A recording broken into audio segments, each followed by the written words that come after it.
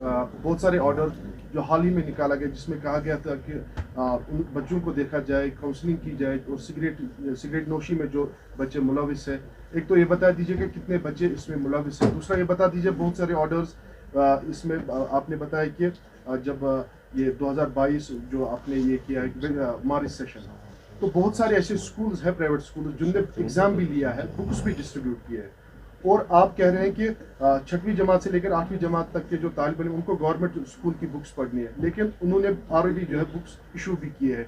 तो इस तरीके का कोई अब हुक्मनामा नहीं निकलता है उनके खिलाफ।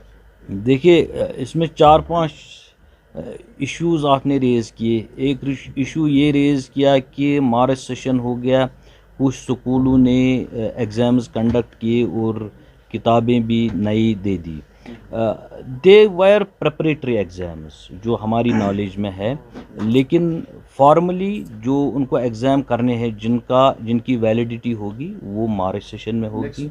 नेक्स्ट क्लास के बुक्स भी इशू किए गए सर। देखिए, अगर आप देखेंगे हमारे बच्चे तैयार होते थे फ्रॉम मार्च टू नवंबर वो तैयार होते हैं।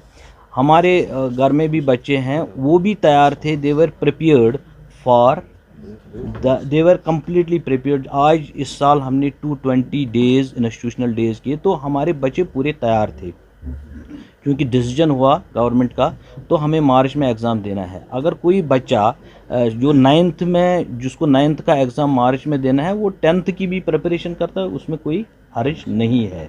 सपोज़ मेरा बच्चा भी है घर में, वो 9th he is fully prepared, he is saying कि I will go for the 10th। उसने 10th की किताबें लाई अपने आप को एडवांस में लर्निंग करने के लिए, तो इसमें कोई दिक्कत नहीं है। लेकिन जो वैलिड एग्ज़ाम होगा उसमें जो सर्टिफिकेट निकलेगी उसमें डेट मार्च का होगा।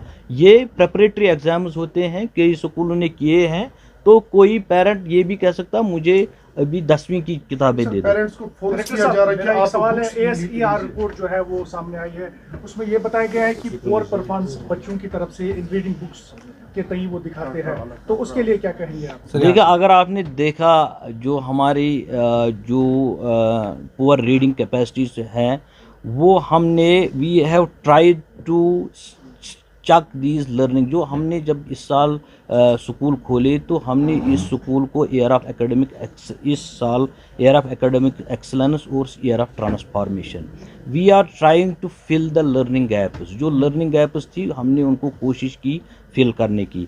एज ऑफ नाउ अगर आप रेटिंग देखेंगे, क्या नाम है जो वो रेटिंग करते हैं, नहीं जो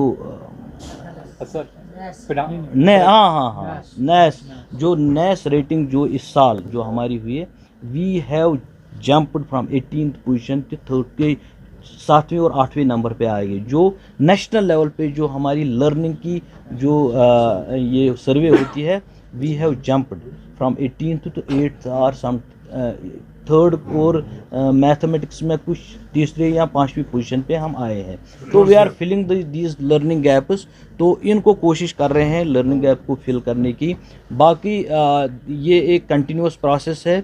हम कैसे अपने बच्चों का जो करिकुलम है या रीडिंग हैबिट्स या लाइब्रेरी डेज इंक्रीज करने के लिए we are planning and we will be filling these learning gaps. ये भी सामने आया है कि कहीं एक स्कूल जो है उसमें एक ही क्लास में कहीं एक बच्चे जो है एडजस्ट किए जाते हैं, काफ़ी ज़्यादा कमी है यहाँ पर जो अकोमोडेशन है बच्चों के लिए, तो उसके लिए कोई इकदाम आप उठा रहे हैं? देखिए, अगर आप स्टैटिस्टिक्स देखेंगे, जो हमारे पास रिसोर्सेज है विज़ बिल्डिंग्स, हमें बेसिकली ज़्यादा बिल्डिंग्स है। We have surrendered 666 buildings to other departments.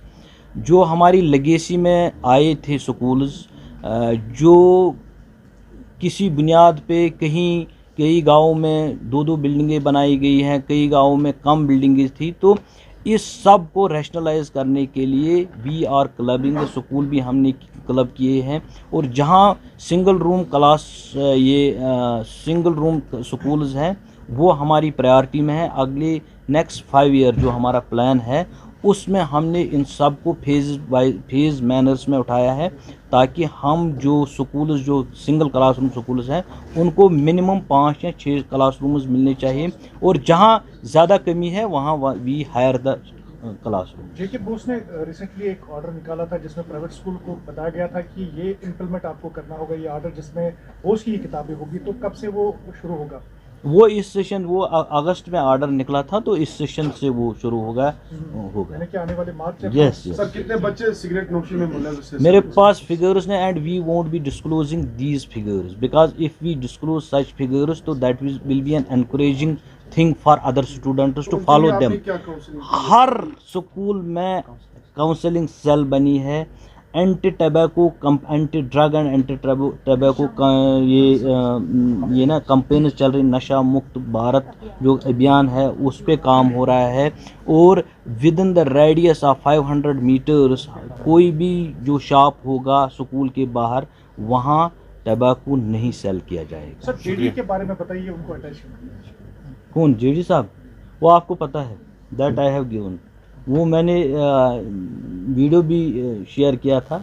You know whatever the circumstances for which why he has been attached. Thank you, sir.